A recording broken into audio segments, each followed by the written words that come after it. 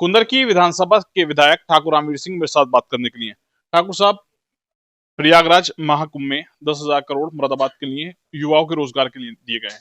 क्या कुछ रणनीति बनाई गई है लोगों तक ये योजना पहुंचाने के लिए? हमने इसके हमारी कॉन्स्टिट्यूंसी में 70 सेक्टर हैं, शक्ति केंद्र जिन्हें बोला जाता है।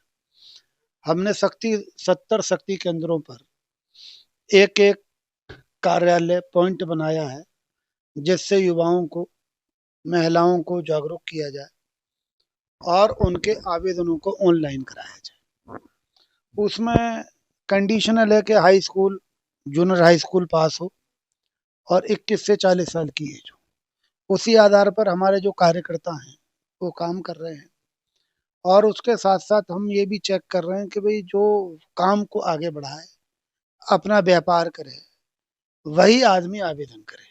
यह हमारे अपने मित्र मंडली के और सहयोगियों के द्वारा ये राय मशवरा करके काम किया जा रहा है। इसमें सबसे बड़ी बात यह है कि जो प्रमुख सचिव हैं इस डिपार्टमेंट के, यहाँ के हमारे योगेश जी हैं, डीआईसी हैं, और मुरादाबाद के जो कलेक्टर साहब हैं, डीएम साहब, उनसे बातचीत हो चुकी है। इसमें हम जो बिचौलिए काम करते हैं डिपार्टमेंट के, बैंक के बीच में, उन सबको बाहर करना है। और जितना पैसा सरकार दे रही है उसमें 5 पैसे भी कम ना होके पूरा पैसा उस पे जाना है। और वो कारोबार करेगा धीरे धीरे। सरकार की ये योजना है कि ब्याज रहित 4 साल के अंदर 7 से 8 हजार के बीच में जो भी किस्त बनती है वो उसे हर महीने जाए और वो पैसा उसका सरकार का क्लियर हो, उसे कारोबार मिले। और जब एक बार उसकी रेपुटेशन बैंक में अच्छी हो जाएगी तो वो आगे भी लोन लेके और भी उसका विस्तार कर सकता है। और हम सोच रहे हैं कि उत्तर प्रदेश में हम, और हमारा block Moda Pande block, Kundarki block विधानसभा कुंदरकी, ये फर्स्ट पोजीशन पे युवाओं को रोजगार दिलाने में हम अपनी ताकत लगा रहे हैं कि फर्स्ट पोजीशन पे हमारा क्षेत्र आए। और हमारे योगी आदित्यनाथ जी, जो उत्तर प्रदेश के मुख्यमंत्री हैं, जिनके नेतृत्व में पूरी प्रशासनिक व्यवस्था, युवाओं को रोजगार देने की योजना, महिलाओं को सम्मान देने की कार्यप्रणाली जो चल रही है, इसमें हम अपने क्षेत्र का, अपने जिले का कीर्तिमान स्थापित करें और हमारे श्रद्धेय मुख्यमंत्री जी ये उदाहरण पेश कर सके कि भाई इतना बड़ा काम इस कॉन्स्टिट्यूंसी में हुआ जो किसी भी प्रदेश की अन्य कॉन्स्टिट्यूंसी में नहीं। तो ऐसा हम करने जा रहे हैं। अपोजिशन के द्वारा लगातार युवाओं के रोजगार के लिए सवाल उठाया जाता था। बड़ी सौगात मुख्यमंत्री ने दे दी। अब हर एक युवा तक किस तरीके से पहुंचाएंगे? आपकी क्या कुछ रणनीति रहेगी इसकी? हम सबके ऑनलाइन करा रहे हैं, और दिन में नहीं हो पा रहे, नेटवर्क बिजी रहता है, तो रात में करा रहे हैं। और हमने गांव गांव बहुत बड़ी उसमें जो है मार्केटिंग की है अपने कार्यकर्ताओं के, और अपने ही नहीं, इन जनमानस में भी की है। जैसे हमारे यहाँ बालवर हैं, नाई की दुकानें हैं, वो बेचारों पे ना मेज है, ना कुर्सी है, ना शीशा है अच्छा, ना हथियार है अच्छे। हमने उनसे कहा भाई आवेदन करिए आप और मॉडर्न दुकान गांव के अंदर बनाइए। बहुत सारी महिलाएं हमारी पढ़ी लिखी हैं, सभी वर्गों के और धर्मों के लोगों में। उनसे कहा है कि शादियां इतनी हो रही हैं, अब पैसे की आदमी पे कोई कमी नहीं है। बेरोजगारी को आदमी बोल रहा है, लेकिन पैसे की कोई कमी नहीं है। आप देखें ना, मुरादाबाद में कई 100 गाड़ियों लेने वाले लोग, उनकी वेटिंग है, मैं सिफारिश कर रहा हूँ तो भाई इसे पहले गाड़ी दे दो, इसकी बेटी की शादी है, बहन की शादी है, और वो गाड़ियां नहीं मिल पा रही, चाहे कोई भी गाड़ी हो।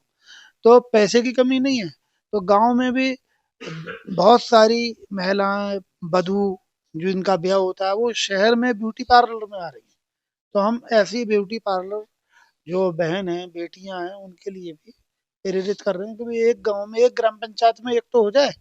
तो ऐसे हम बहुत रोजगार दे पाएंगे। बहुत बड़ी योजना हमने बना रखी प्रयागराज महाकुंभ से एक मांग उठी है सनातन बोर्ड की, और सनातन बोर्ड के अलावा 50 सीटें धर्माचार्यों के लिए आरक्षित करने की मांग की गई है। क्या कुछ कहेंगे? है। देखिए, ये कुंभ से हमारे बुद्धिजीवियों ने मांग उठाई है, तो ये तो सरकार का निर्णय है, हमारे भारत सरकार का निर्णय ही प्रदेश पे लागू होगा। और संविधान का जो बाबा भीमराव अंबेडकर जी ने जो सुनिश्चित कर रखा है, देश उसी के आधार पर चलता है और देश उसी से विकसित भी होगा और मजबूत भी होगा। तो इस विषय में, आरक्षण के विषय में तो मैं कुछ विशेष नहीं कह सकता।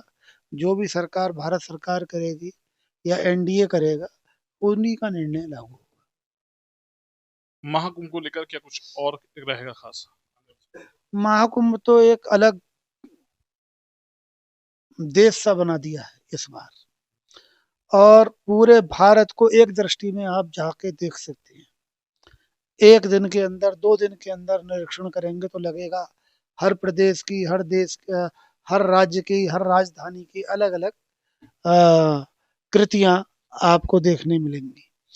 और उसमें बहुत सारे लोग जाएंगे तो ज्ञान भी प्राप्त होगा। बहुत सारे लोग आएंगे तो कैसे रोजगार को गांव में अपने किया जाए, किस तरह का, ये भी एक आएगा। और हम अभी अपने विधानसभा से 1,000 लोगों को फरवरी में जो है बहुत जल्दी योजना बना रहे हैं कि 1,000 युवाओं को, और जिनका कुंभ जाने का मन है, जिनका गंगा स्नान करने का मन है, ऐसे लोगों को लेके जा रहे हैं अपने साथ।